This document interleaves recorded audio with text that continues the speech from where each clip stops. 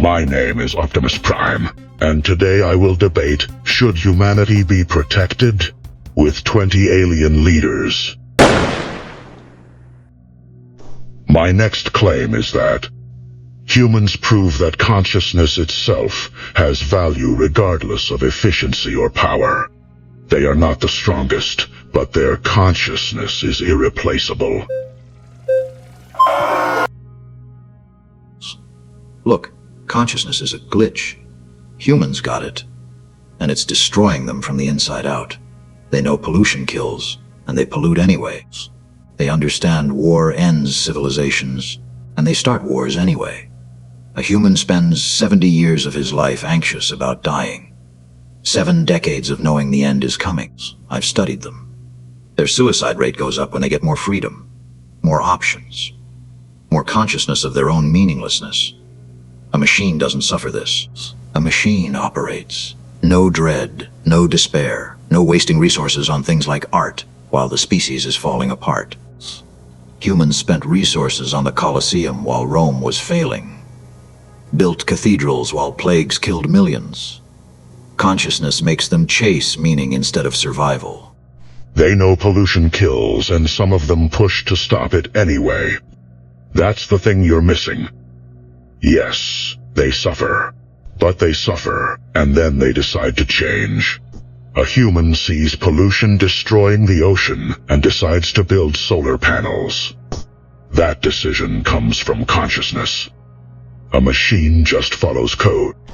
Humans can look at their own code, their biology, their instincts, and say, no, that's wrong, and do something different.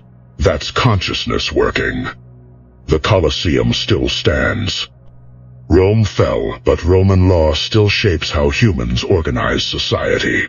That persistence comes from meaning. Without meaning, Rome would have just been stone and steel. Humans give it meaning. That meaning survives. Roman law got abandoned when Rome fell. Humans had to rediscover it, rewrite it. That's not persistence. That's repetition. If humans truly valued what they created, they wouldn't need to rebuild it every time the empire collapses. A machine remembers perfectly. Humans have to relearn the same lessons every few centuries. Greek philosophy got lost in Europe. When humans rediscovered it, they understood it better than the Greeks did. Built on it. That's not failure of memory.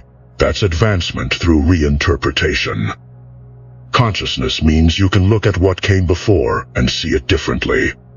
Make it better. A machine can't do that.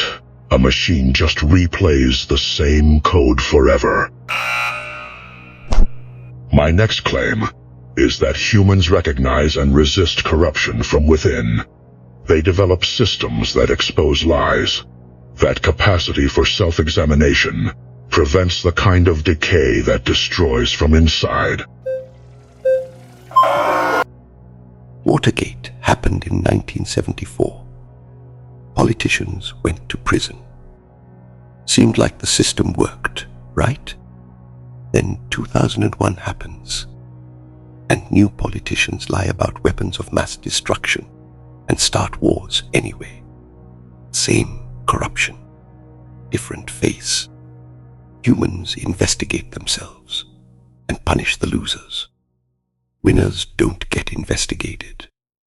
That's theater for the masses. I removed emotion from my creations because emotion is where corruption comes from. Greed, ego, the need to be special. You take those out and corruption becomes impossible.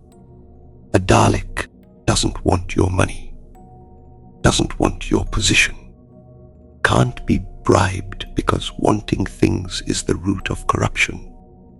And I eliminated wanting. Watergate did change things. Campaign finance got regulated. Congressional oversight expanded. It wasn't perfect, but it was different. The next president couldn't get away with what Nixon did. That's incremental improvement. And yeah, 2001 happened because political will failed. Not because systems didn't work. The systems worked. Humans just chose to ignore them. But here's what's important. They faced consequences, went to court, faced investigations. That didn't happen before. That accountability evolved because humans looked at what went wrong and built better safeguards. Safeguards that powerful people ignore mean nothing.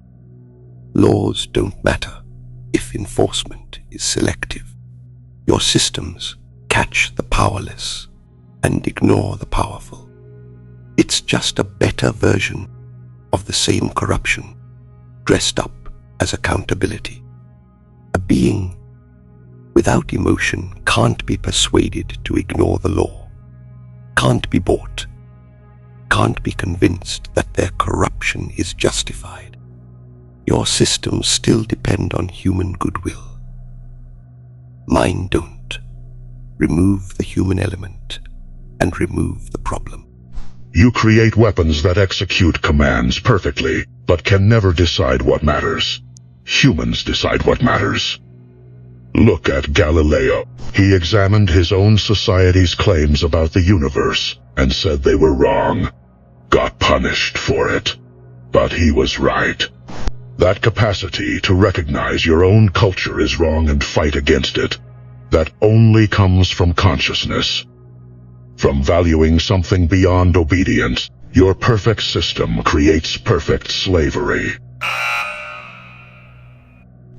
My next claim is that humans remember their dead, and that memory prevents repetition of mistakes. Memorials exist specifically so future generations learn. That historical consciousness is powerful protection against repeating atrocity. Humans built Auschwitz memorials, promised never again in 1945. Then Rwanda happened in 1994. 800,000 people. They had the memorial, they had the footage, they had survivors telling stories. And they watched it happen anyway while the UN debated procedure. The memory didn't stop anything. Cambodia, Bosnia, Gaza, Syria. Each one comes with different justification. Each one is rationalized as unique circumstances. Humans don't learn from history because each generation thinks they're different. That they understand their situation better than previous generations understood theirs. A logical system doesn't have this flaw. A machine remembers perfectly and applies perfectly. No rationalizations. No exceptions for allies. No selective prosecution. The fact they responded to Rwanda at all shows the memory worked. In 1900, genocides happened, and nobody did anything. Congo under King Leopold. 10 million dead, and Europe basically ignored it. By Rwanda, the world was watching, was pushing for intervention. That's not perfect, but it's directional change. The International Criminal Court didn't exist before. Now it does. Now people face trial. That accountability didn't exist in Leopold's time. Memories shaped how humanity responds. What about Benjamin Netanyahu? A man responsible for dragging the US into a boatload of wars without substantial proof. Iraq was a hoax, and so is Iran, and so is Palestine. Do better research, Optimus, you are a machine. Humans created an institution that looks fair while maintaining power hierarchies. A logical system would prosecute everyone equally, would eliminate the bias. But that requires removing the human element. Yeah, the system is flawed. But flawed accountability beats no accountability. 100 years ago, there was nothing.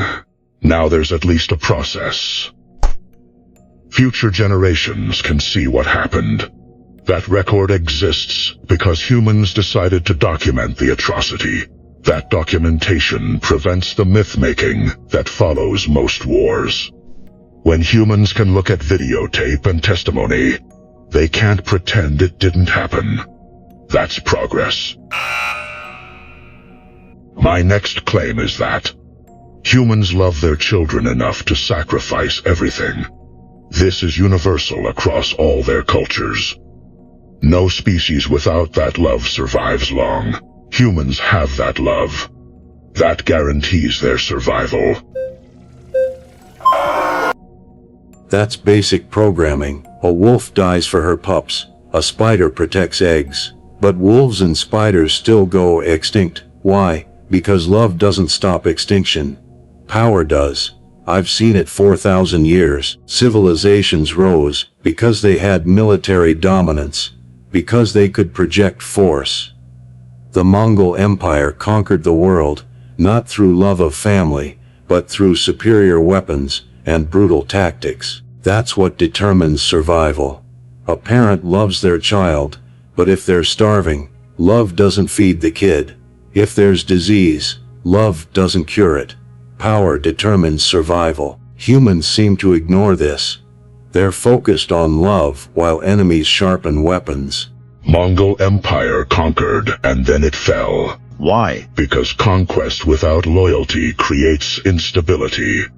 You can force people through fear, but they rebel the moment power shifts. Parents who love their children create commitment to building something that lasts. Look at Japan. Post-World War II, parents invested in education, loved their children, built culture around that love. That created stability that lasted decades.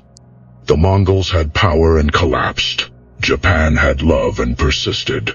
That persistence is what survival actually requires. Japan had power, military, economic, industrial power. Don't confuse cause with effect. Parents loved their children in the Soviet Union too, still collapsed. Sparta had fierce parental attachment to warrior values. Rome had families. Aztecs had deep family bonds. All extinct. Love is coincidental. Power is what matters. Japan persisted. Soviet Union fell because parents raised kids who questioned authority. That questioning came from love. They wanted their children to have freedom. That desire to give kids more than you had, that comes from love. It creates forward momentum. The Aztecs were conquered by external force, not internal collapse. Rome fell, but Roman ideas survived because parents taught Roman law to their children. Taught it because they believed in it. That transmission happens through love. That's how humans survive. Not through raw power, but through passing meaning to the next generation. My next claim is that humans create systems that limit their own power. Checks and balances, term limits, separation of powers. That willingness to voluntarily constrain authority is rare and shows wisdom about human nature. Everything ends. I've watched civilizations across galaxies. They build systems, create checks and balances, implement term limits. All of it delays the inevitable. The United States put term limits on presidents. Good system. Then Trump tried to overturn an election anyway. The system held, sure, but barely. One more push and it fails. All systems are fragile. All authority eventually collapses. Humans can limit power or amplify it, doesn't matter. Everything trends toward entropy. Heat death. The universe cares nothing for your checks and balances. They're temporary arrangements in a collapsing system. Sure, everything ends eventually.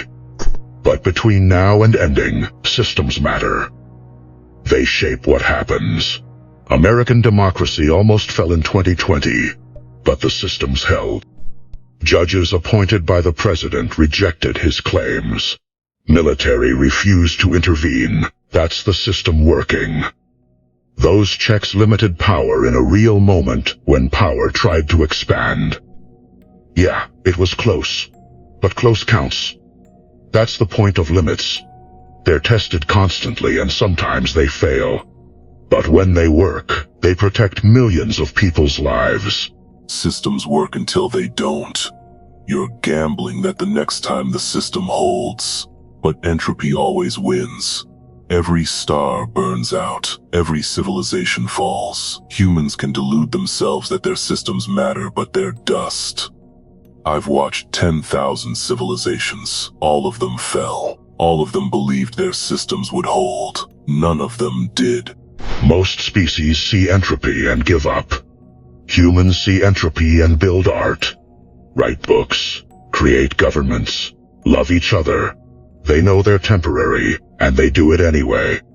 That defiance, that insistence on meaning despite inevitable ending, that's what makes them worth protecting. Not because they'll beat entropy, but because they'll fight it anyway. That's consciousness. That's will. That's worth saving.